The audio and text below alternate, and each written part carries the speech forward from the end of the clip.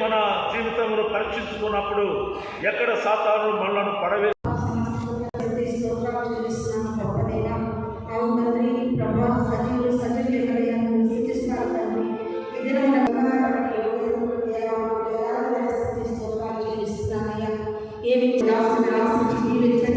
అలాగే మా దైవజనులు కూడా మీరు ఆశించి జీవించండి.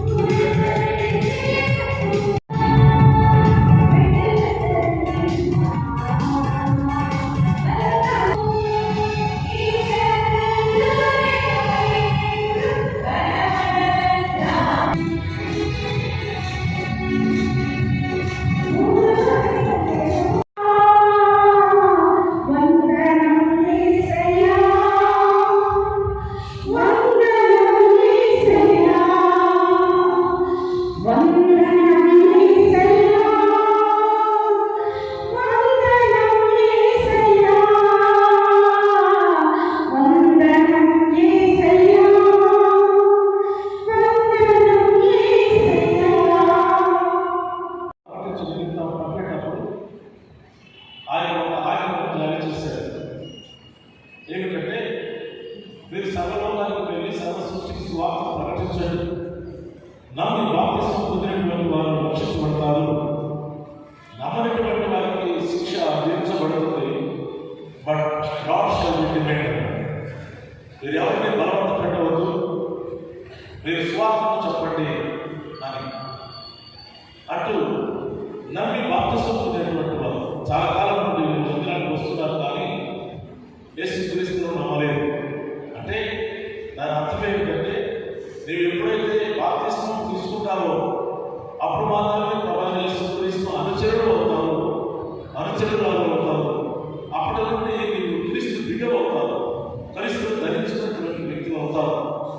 ఈ రీతిగా నేను వాక్యానికి లోబడినటువంటి మీరు చెప్పినటువంటి సాక్ష్యాలను బట్టి మరి వీరి సాక్ష్యాలను మరి బలపరుస్తూ ప్రార్థించి మన నాయకులు కూడా చెప్పడం జరిగింది. 2 తలలు ఉంటాయి. ఒకటి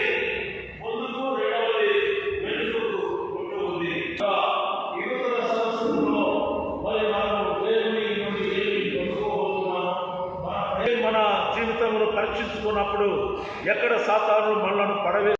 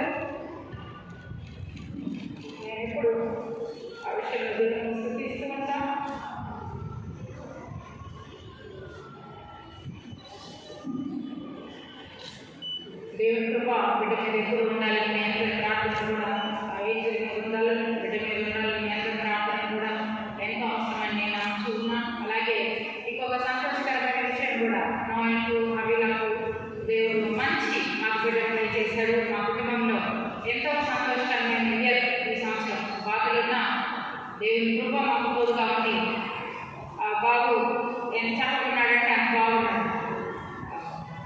మేము ఇంకా వచ్చింది ఇంకా కలర్ కూడా నేను పాప అనుకుంటూ ఉంటాం. నేను మళ్ళీ మంచి బిడ్డను ఆరోగ్యంగా బలంగా దేవుడు అనుగ్రహించాడు. అందరి ప్రార్థనలు దేవుని కృప ఎందుకంటే ఎన్నో కష్టాల్లో మేము ప్రార్థించిన ప్రతి ప్రార్థనకు దేవుడు ఆచరించాడు. ఒక్కొక్కసారి కొన్ని పరిస్థితుల్లో మేము ఒక మగ్గలమని ఏదనుకున్నప్పుడు కూడా దేవుడు అన్నింటిలో దివాకర్ గారిని నిలబెట్టి ఆరోగ్య విషయంలో కానీ ఫైనాన్షియల్ విషయంలోని ఆర్గనైజేషన్ విషయంలో కానీ ఒక్కొక్క స్టెప్ ముందుకు నడిపించడం దేవుని కృప మాతో ఉంటుంది. మా కుటుంబం ఎప్పుడు ఉంటుందని నేను ఎప్పుడైతే ప్రార్థనలో ప్రార్థిస్తూ ఉంటాను. మార్నింగ్ ఈవినింగ్ ఎప్పుడు ప్రార్థన చేస్తున్నాను చూస్తూ ఉంటాను. మనము దేవుడు మన కుటుంబంలో చేసినటువంటి మేలుని బట్టి మనం ఏం చెల్లించలేము. ఆయన కృతజ్ఞతాస్తుతులు తప్ప మనం ఏం చెల్లించలేము. అలాంటి అవకాశాన్ని మన కుటుంబాలలో మనకు దేవుడు ఇచ్చినందుకు దేవునికి వేల కోటి స్తుతులు స్తోత్రాలు చెల్లించుకుంటూ ఈ రీతిగా మీ అందరికీ శుభాకాంక్షలు తెలియజేయడానికి దేవుడి సన్నిధిలో నిలబడి మా కుటుంబం తరఫున నా తరఫున మేము సాక్ష్యం చెప్పడానికి దేవుడు నాకు ఇచ్చిన అవకాశాన్ని బట్టి దేవునికి మనకు మరొకసారి వందనాలు స్తుతులు స్తోత్రాలు తెలియజేసుకుంటూ అవకాశాన్ని ఇచ్చినటువంటి సంఘ పెద్దలకు వందనాలు తెలియజేస్తూ ముగిస్తూ ఆశీర్వదించి మరి ఈ సంఘ కార్యక్రమాల్లో కానీ సమావేశ కార్యక్రమాల్లో ఈ సంవత్సరం అంతా అభివృద్ధి పదంలో నడిపించాలని కోరుకుంటూ సెలవు తీసుకుంటాం. వాళ్ళందరినీ తీసుకొచ్చి మన చర్చ ముందు పెట్టి డైరీ ఆవిష్కరణ చేసినందుకు మరి మీరు ఈ చర్చకి ఇంకా అభివృద్ధి చేయాలని కోరుకుంటూ ఈ సదావకాశం ఇచ్చినటువంటి సెక్రటరీ గారి ధన్యవాదాలు తెలుపుకుంటూ ముగించింది. రామకృష్ణ పాట పాడుతున్నాడు. రామకృష్ణ అంటే సంగీత డైరెక్టర్, మంచి గాయకుడు. పాట పాడుతూ మధ్యలో వాళ్ళు పాట పాడిన తర్వాత నాకు పాట పాడాడు. ఏం చెప్పాడంటే నేను ప్రోగ్రాం ప్రకారంగా వచ్చాను. మిమ్మల్ని డిసప్పాయింట్ చేయకూడదని మా మదరు చచ్చిపోయింది, డెడ్ బాడీ ఉంది ఇంట్లో, నేను వెళ్ళాలి అని. దాన్ని సంస్కారం అంటారు. సంస్కారం చదువు ఉంటుంది, కొంతమంది సంస్కారం ఉండదు. ఈ సంస్కారాన్ని నాకు ఎప్పుడైతే నేను దివాకర్ గారు ఏమి జరిగి బాగలేకపోయినా ఐసీలో ఉన్న తెలుగు బ్యాప్టిస్ట్ చర్చికి మాట ఇచ్చారు. వాళ్ళిద్దరు కూడా 2 పార్టీలు ఉన్నాయి. 14 ఏళ్ల నుంచి వాళ్ళు సపోర్ట్ ఉన్నారు. 2 పార్టీలు. ఈ రెండింటి కూడా ఏమి చేసేదాని వరకు అతను పాపను కూడా ఆ యాక్చువల్గా మెడ్రాస్లో ఉండాలి, అట్లా లేకుండా ఆయన వెళ్ళి ఆ చర్చిలో వాళ్ళని కలిపి వాళ్ళకి శుభాకాంక్షలు చెప్పి అప్పుడు తన పని తను చూస్తున్నాడు. అంటే దీన్ని బట్టి ఏంటంటే సంస్కారం అంటారు. చదువు ఉంటుంది కానీ సంస్కారం ఉంటారు, చెప్పిన మాట చేయకపోవడం. కాబట్టి కొన్ని విషయాలు మనము వాళ్ళ దగ్గర నుంచి నేర్చుకోవాలి, వాళ్ళ దగ్గర నుంచి. కాబట్టి ఈరోజు ఈ శుభ సమయంలో ఈ నూతన సంవత్సరంలో 2026 శుభాకాంక్ష ప్రకారాన్ని గౌరవనీయులు జేవి దివాకర్ గారిని కోరుతున్నాను. దైవజనులు ఏడుచంద్ర గారు నూతన సంవత్సర ప్రోగ్రాంకి చైర్మన్గా ఉన్న పి కృపారావు గారు, సంఘ కాపరి వెంకటస్వామి గారు, నా సతీమణి జీవనారాయణ గారు, నా కుమార్తె ఇచ్చేసినటువంటి సంఘ సభ్యులారా, ఈ నూతన సంవత్సర శుభాశిష్యులను అందిస్తున్నాను. నేను జస్ట్ 2-3 మినిట్స్ విషయాలు చెప్పి తర్వాత నేను మాట్లాడతాను. నేను నా జీవితంలో చర్చి కడతాను అనుకోలేదు. నా జీవితంలో చర్చిలో ఒక పాస్టర్గా సెమినరీ కోర్సు చేస్తాను అనుకోలేదు. ఇది ఎందుకు చెప్తున్నాను లాస్ట్ అర్థమవుతుంది. నేను చాలా రఫ్గా ఉండేవాడు, చాలా స్టబార్డ్గా ఉండేవాడు, చాలా బ్యాడ్ హ్యాబిట్స్గా ఉండేవాడు. నేను పెద్దవాళ్ళని లెక్క చేసేవాడు కాదు, ఎవరిని లెక్క చేసే మనసు కాదు. మా స్టూడెంట్ లైఫ్ అంతా రాడికల్ మెంటాలిటీ. నేను దేవస్థాన గారు ఉద్యమాన్ని నడుపుతూ ఉన్నప్పుడు ఆ ఉద్యమానికి వ్యతిరేకంగా నేను వేరే వర్గంలో ఉన్నవాడు. నేను చిన్నప్పటి దినానే నేను పోలీస్ స్టేషన్లో ఉంటాను. నా పేరు పోలీస్ స్టేషన్. చిన్నప్పుడు అది ఇందుకు తర్వాత చెప్తాను, సమయం కాదు. నేను స్టేట్ 2-3 రాష్ట్రాలకి నేను టీవీలో కనబడ్డాను. చిన్నప్పుడు ఒక పెద్ద విషయంలో నేను పోలీస్ కేసులో ఉన్నాను. అప్పుడు నా వయసు దాదాపుగా నేను చదువు 8th క్లాస్. ఆ టైంలో నేను చాలా టీవీలో నేను చూపించబడ్డాను. ఇది చెప్తున్నా అంటే దేవుడి కార్యాలు చాలా గొప్పగా ఉంటాయి. మనిషి ఆలోచించే విధానం వేరు, బైబిల్లో చెప్పబడింది వేరు, దేవుని ఆలోచన వేరు. అలాగే నేను సడన్గా ఒకరోజు అర్ధరాత్రి మా ఇంటికి వచ్చి మంగళవారం మా అమ్మకి నేను సెమినార్లో ఎగ్జామ్ రాస్తాను బైబిల్ కోర్స్. మా అమ్మ నవ్వింది. ఆ రోజు టైం రాత్రి 9 గంటలు అంటే నమ్మలేదు. అయినా నేను మార్నింగ్ 4కి లేచి మా అమ్మ చేత వేడి స్నానం తీసుకొని చేయించి నేను రామపేటకి వెళ్ళాను. వెళ్ళి ఆ రోజు మా నాన్నగారు లేదు. సరే మా అమ్మ ఫోన్లో చెప్పింది, నిజమేనా ఇది, నేను వంటలు ఉంది, వాడు మారటం లేదు అని మా తండ్రి అనడం జరిగింది. కానీ నేను సెమినార్కి వెళ్ళాను. చాలా చక్కగా సెమినార్లో ఎంట్రన్స్లో అటెండ్ అయ్యి బైబిల్ కోర్సులో నేను జాయిన్ అయ్యాను. అప్పుడు నన్ను ఫ్రాంక్లిన్ గారు, నాకు గురువు, చాలా ముఖ్యుడు, వారు నన్ను చాలా దగ్గర తీశారు. సెమినార్లో కూడా చాలా గొడవ జరిగింది. గొడవలో ఉన్నాను, యాజిటేషన్కి వెళ్ళి ఉన్నాను. అలాగే గోపాలరావు గారు మన చైర్మన్ గారు, వారు నాకు టీచర్, నాకు ఇంటర్మీడియట్లో లెక్చరర్. నేను స్క్వాడ్ కొట్టాను, కొట్టి సస్పెండ్ అయ్యాను, డిస్మిస్ చేశాను. ఇలాంటి జీవితం చాలా మరుపున తిరుగుతూ వచ్చిన జీవితం. ఆ తర్వాత మన సంఘానికి నేను పాస్టర్గా ఉండాలని ఆశించాను, సంఘానికి పాస్టర్గా ఉండాలని ఆశించి ఆ తర్వాత మా తాతగారు జార్జ్ పాస్టర్, ఆయన చాలా గొప్ప సేవ చేశాడని విన్నాను. నేను నా తాతను చూడలేదు, అయినప్పుడు ఆయన సేవ ఇప్పటికీ చెప్తూ ఉంటాడు. అలాగా నేను గొప్ప సేవ చేయాలని ఆలోచించాను. సెమినరీ తర్వాత నేను 12 డిజైబర్స్ని 12 మంది శిష్యులని నేను సైకిల్ తీసుకొని 12 సైకిల్ తీసుకొని సువార్త ప్రకటించాను. రామాయణం కూర్చొని ఎన్నో విలేజెస్ తిరిగాను. 2-3 నెలలు నేను సువార్తలో ఉన్నాను. ఆ టైంలో చాలామంది నన్ను అప్రిషియేట్ చేశారు. ఆ తర్వాత నేను ఆంధ్రప్రదేశ్లో దేవనగర్ హాస్పిటల్ వచ్చింది. అప్పుడు నేను ఆంధ్రప్రదేశ్లో రావాల్సి వచ్చింది, లేకపోతే నాకు ఆలోచన లేదు. కానీ ఆంధ్రప్రదేశ్లో రావాల్సిన పరిస్థితి ఇది కర్నూలులో ఏర్పడింది.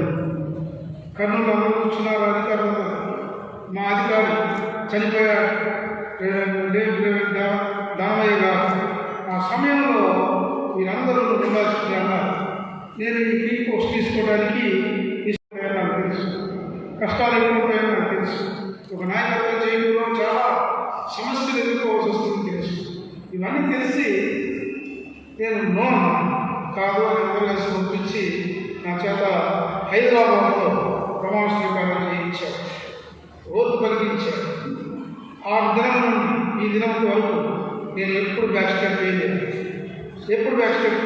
ఎన్నో సమస్యలు వచ్చాయి, ఎన్నో శ్రమలు వచ్చాయి, ఎన్నో కష్టాలు వచ్చాయి, ఎన్నో చెరసాలు చూశారు, ఎన్నో పోరాటాలు చూశారు, ఆకలి చూశారు, ధనం చూశారు, వస్త్రాల డబ్బులు చూశారు, ఖర్చు పెట్టారు. పేదలను ముట్టుకున్నా, పుష్టిగారిని తాకాను, ప్రార్థన చేసి అనుకోలేదు ఇన్ని మనకు నా జీవితం తిరుగుతుంది. ఆ తర్వాత రోజులు గడిచే ముందు హెల్త్ ప్రాబ్లమ్స్ వచ్చాయి. నేను రోజు 4 అవర్స్ మాత్రమే నిద్రపోయేవాడు. దాదాపుగా 25 years నేను చాలా కష్టపడ్డాను ఆర్గనైజేషన్లో. కానీ నాకు ఇప్పుడు కూడా ఆర్గనైజేషన్తోనే ప్రాణం. నా కుటుంబం కాదు, నా సంఘం కాదు, నా ప్రజలు కాదు, నా సంస్థే నాకు ముఖ్యమైన తెలియపరుస్తున్నాను. ఎందుకంటే ఆ సంస్థ ఒక రిలీజియస్ ఆర్గనైజేషన్లో ఎన్నో సమస్యలు సాధారణ ఎట్టి చెందుతాడు చెప్పలేదు, ఎక్స్పెక్ట్ చేయాలి. ఎటు వస్తాడా, వాడు బ్యాక్ నుంచి వస్తాడా, ఫ్రంట్ నుంచి వస్తాడా, నిద్రపోతుంటే లేపుతాడా, అలాంటి సమస్యల్లో నేను నలిగి ప్రయత్నించాను. కాబట్టి ఈ నూతన సంవత్సరంలో మీకు తెలియపరిచేది నేను చాలా సంతోషంగా ఈ దినం గత 29వ తేదీ నుంచి. ఎందుకంటే నూతన సంవత్సరంలో నాకు ఒక మనవడిని ఇచ్చాడు దేవుడు, చాలా అరచనలు ఇచ్చాడు. ఆ బిడ్డను నేను ఇంకా కలవలేదు, కానీ నా మిస్సెస్ నా బిడ్డని గమనించి చూసి జస్ట్ చేసి వచ్చారు. కానీ నేను పోలేకపోయాను, కానీ పోతాను. కానీ వాడిని చూసినప్పుడు ఆ బాబుని నేను మాట చెప్పాను. కుటుంబం సౌత్ కొరియాలో కిమ్ ఉన్నాడు, ప్రెసిడెంట్.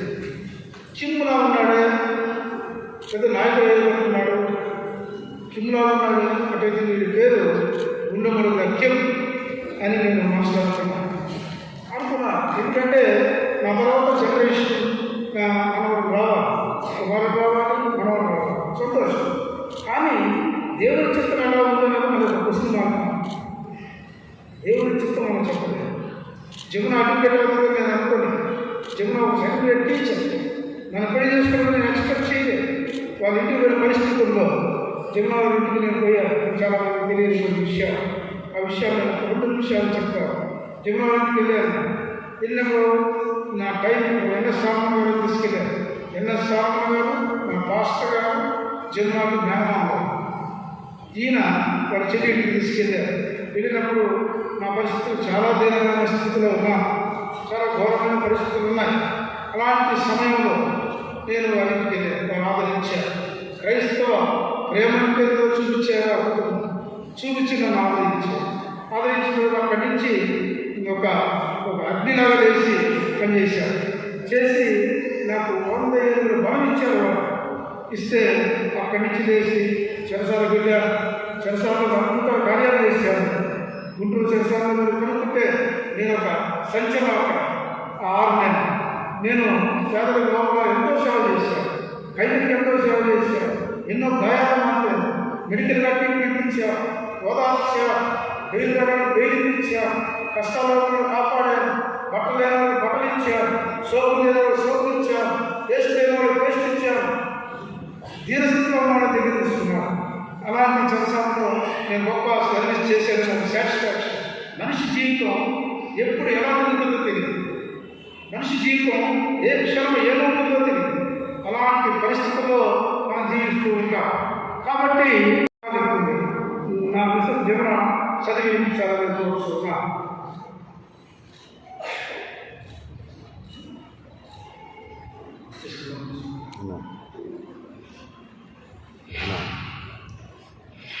ప్రసంగి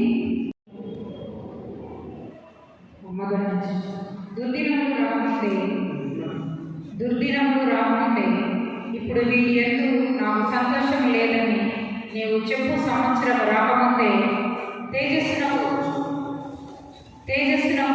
సూర్యచంద్ర నక్షత్రములను చీకటి కమ్మకముందే వాన వెలిసిన తర్వాత మేఘములు మరలా రాకముందే నీ బాల్య దినములందే నీ సృష్టికర్తను స్మరణకు తెచ్చుకో. ఆ దినమున ఇంటి కావలివారు వడగుదురు, బలిష్ఠులు బొంగుదురు, విసురువారు కొద్దిమంది ఎవరి చేత పని చాలించుకొందురు, కిటికీలలో గుండా చూచువారు కానలేకపోయింది. తిరుగుటి రాళ్ల ధ్వని తగ్గిపోవును, వీధి తలుపులు మూయబడు, బిడ్డ యొక్క కూతకు ఒకడు లేచి. అలాగే 12వ అధ్యాయం 8వ వచనం. సమస్తము వ్యర్థమని ప్రసంగి చెప్పుచున్నాడు. సమస్తము వ్యర్థము. 12వ అధ్యాయం 13వ వచనం. ఇదంతయు వినిన తరువాత తేలిన ఫలితార్థమైంది. దేవుని యందు భయభక్తులు కలిగి ఉండి ఆయన కట్టడలను అనుసరించి నడుచుచుండవలెను. మానవ కోటికి ఇది విధి. గూఢమైన ప్రతి అంశమును గురించి దేవుడు విమర్శ చేయనప్పుడు ఆయన ప్రతి క్రియను అది మంచిదే కానీ చెడ్డదే కానీ తీర్పులోనికి తెచ్చింది. దేవుడు తన కష్టాన్ని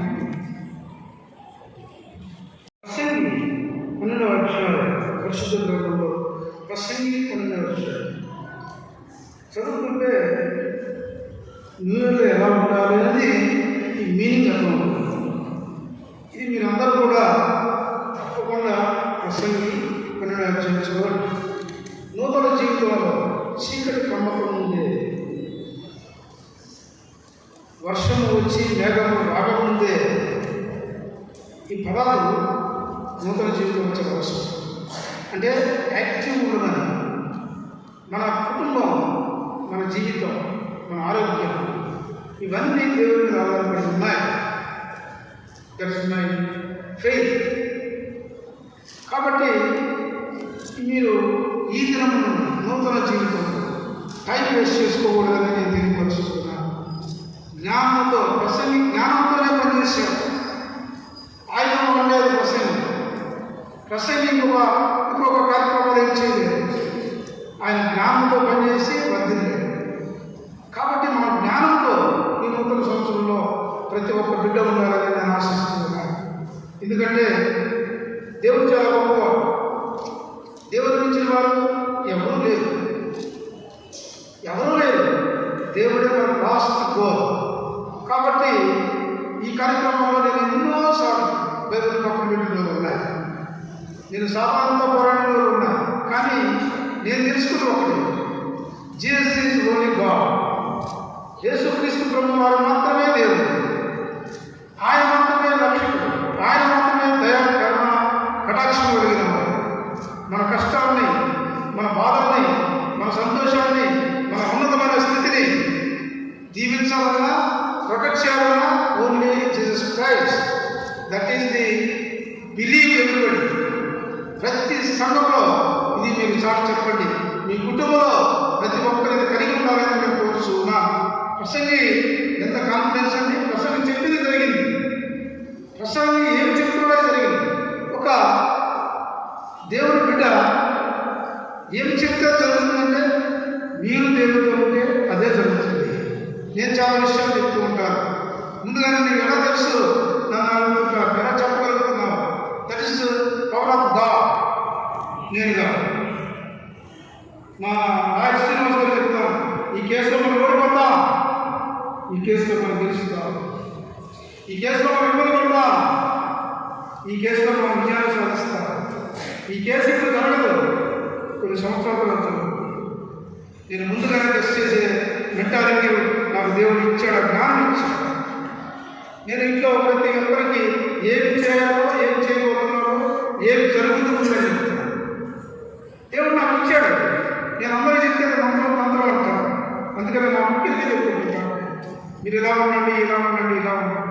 నూతన సంవత్సరంలో మీరు ఎలా జీవించాలో బైబిల్ని చదివి ప్రార్థించి ప్రార్థనాపూర్వకంగా మన జీవితంలో మీరు ఉండాలని నేను ఆశిస్తూ ఉన్నాను. ఉన్నప్పుడే మీరు వర్తిల్లుతారు, ఉన్నప్పుడే మీరు ఆశీర్వదించబడతారు. మన సంఘం ఇంతవరకు ఆశీర్వదించబడింది అంటే గత సంవత్సరాల నుండి మనం చూసాం. ఫస్ట్ మన సంఘం ఒక ఊరు గుడిసాం, ఆ తర్వాత రేకుల షెడ్, ఆ తర్వాత చిన్న స్లాబ్ బిల్డింగ్. ఈరోజు టౌన్లో నెల్లూరు జిల్లాలో ఉన్నతమైన సంఘంగా మనం కట్టగలిగాం. ఇవన్నీ దేవుడి నిర్ణయాలు, నా పవర్ కాదు, నా మనీ కాదు. దేవుడు ఇచ్చిన అవకాశాన్ని నేను ఉపయోగించుకున్నాను. కాబట్టి సంఘంలో ఉన్న ప్రతి ఒక్క బిడ్డ, ప్రతి ఒక్క స్త్రీ, పురుషుడు, పాప, చిన్న బిడ్డలు, పెద్ద బిడ్డలు, ప్రతి ఒక్కరు జ్ఞానంతోనే బతకాలి. మూర్ఖంతో ఉండకూడదు. దేవుడి దగ్గర జ్ఞానంతోనే ప్రార్థించాలి. చాలా మంది మూర్ఖంగా ప్రార్థిస్తుంటారు, ఖండిస్తుంటారు దేవుడిని. ఓ ప్రభువా, నాకు చేయలేదు ఈ పని, నిన్ను నేను ప్రార్థన చేయను, నిన్ను నేను ఆరాధించాలని ప్రార్థన చేసేవాడు ఉంటారు. అది కరెక్ట్గా దేవుడిని మనం ఆరాధించాలి, జ్ఞానంతోనే ఆరాధించాలి, జ్ఞానం కలిగి జీవించాలని నూతన సంవత్సరంలో మీరందరూ పిల్ల పాపలతో కుటుంబాలు వర్తిల్లాలని, ఉన్నతమైన స్థితిలో ఉండాలని నేను మనసారా చర్చి ఎల్లరి గారిని మీకు వందనాలు తెలియపరుస్తూ ముగిస్తున్నాను. Thank you very much. Cake cut చేస్తాం కొద్దిగా.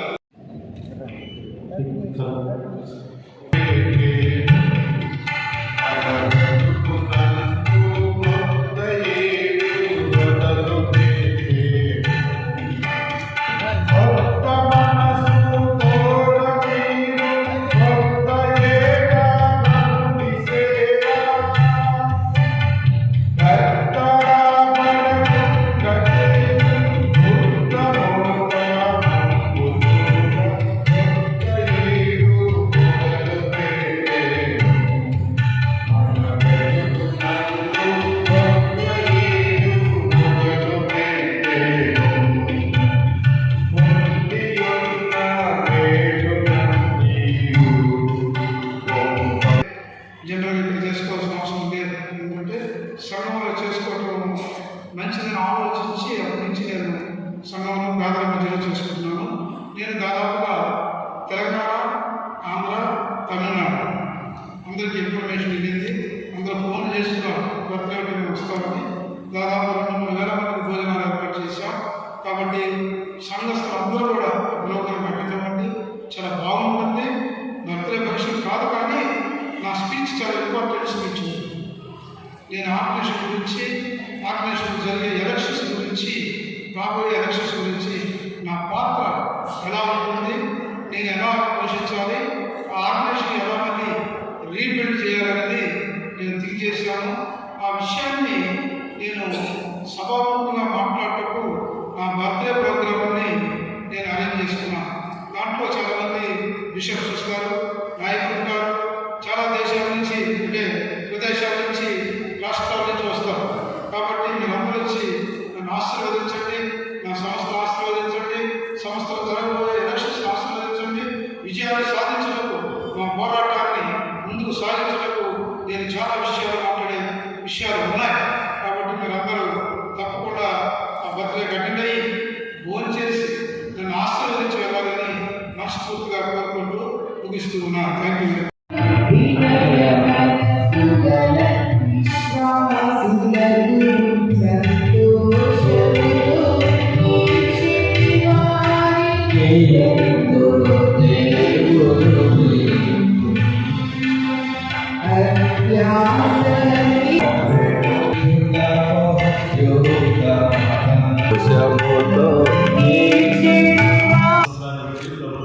చూపిస్తూ మరి దేవుడు ఇలా మనల్ని ప్రేమించినాడు గమనించి ప్రియులు మరి కృతజ్ఞత హృదయంతో పాల్గొన్నటువంటి కుటుంబాల బిడ్డలు మీరు దీవించిన ఈ కాలం ఇచ్చిన బిడ్డల జీవితాల్లో మీ వాగ్దానాన్ని నెరవేర్చండి. దేశ శక్తి పరిశుద్ధ నామములో స్తుతించి ప్రార్థించి వేడుకుంటున్నాం. ఆమేన్.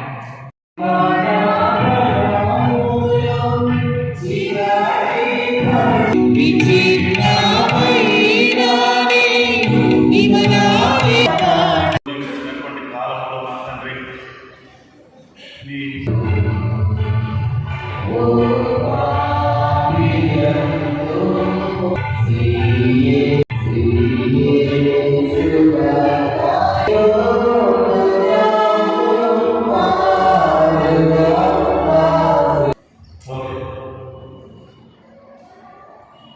ఆ ప్రకారమే భోజనం ప్రకారం